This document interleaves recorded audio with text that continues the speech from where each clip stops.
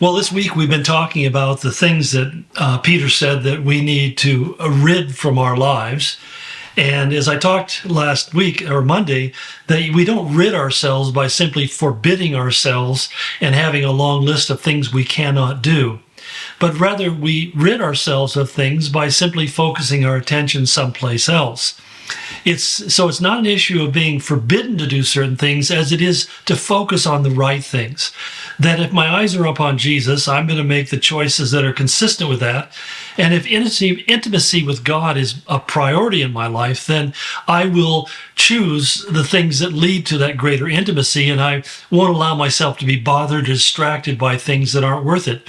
And we've talked about some of those things, about resentment and bitterness and the malice that comes out of that, and about the deceitfulness of being dishonest with ourselves and ultimately being dishonest with other people.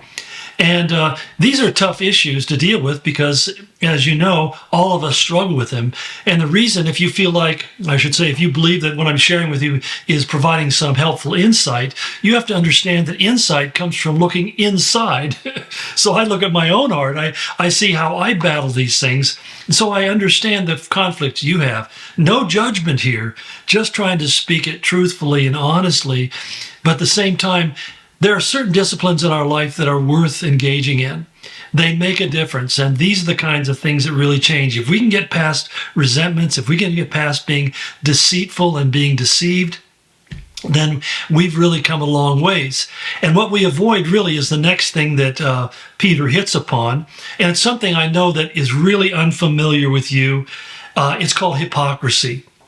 Well, when I say it's unfamiliar, you know I'm being a bit facetious. I hope you can tell by my tone, because we don't see ourselves as being hypocrites. But in reality, we are all to one degree or another. I always got a chuckle out of the remark or the castigation of the non-Christians who often say, the church is full of hypocrites. And I always say with them, yes, it is. In fact, society is full of hypocrites. I mean, you know, your own home, your own family has a degree of hypocrisy, because what hypocrisy really comes down to is not being honest about yourself and talking about others. We might call it being a pretentiousness, a false display of something, that we care about somebody, we like them, we have well intentions. You know, I know some people that have gotten sincerity down to an art. They've learned how to fake sincerity. Somebody says, once you learn how to fake sincerity, you've got it made. And there are a lot of people I know that, unfortunately, I know these people who, when you see them, oh, honey, I love you, you're wonderful, and on, my best friend.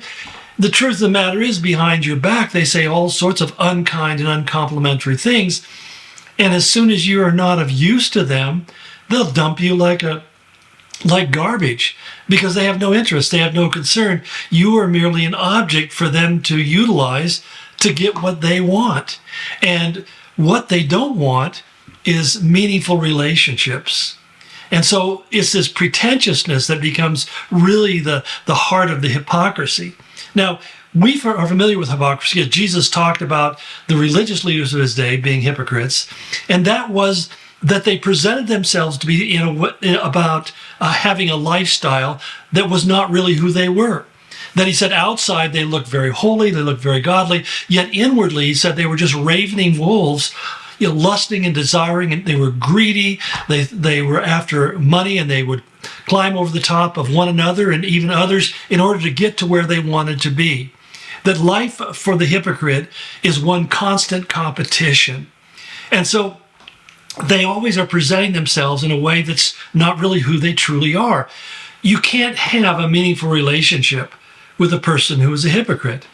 And I'm sad to say that in our Western culture, the society and the church itself is filled with people who are hypocrites, because they will pretend, they will tell you they're a Christian, they will tell you they're a follower of Christ, but they don't read their Bibles, they don't go to church with any regularity, they certainly don't give and serve and sacrifice, lay down their life. They do not deny themselves of certain things the Bible says you shouldn't touch. In fact, they may find a way to do it so that other people don't see it, but they're doing it. And that's what hypocrisy is. It's a way of living dishonestly. Now, I'm not saying that we need to be complete open books and let everybody know everything about us, because frankly, there's a lot of personal information that needs to be protected and only shared with people who can be trusted, because some people will take information about you and use that as a weapon or a leverage to get you to do what they want, or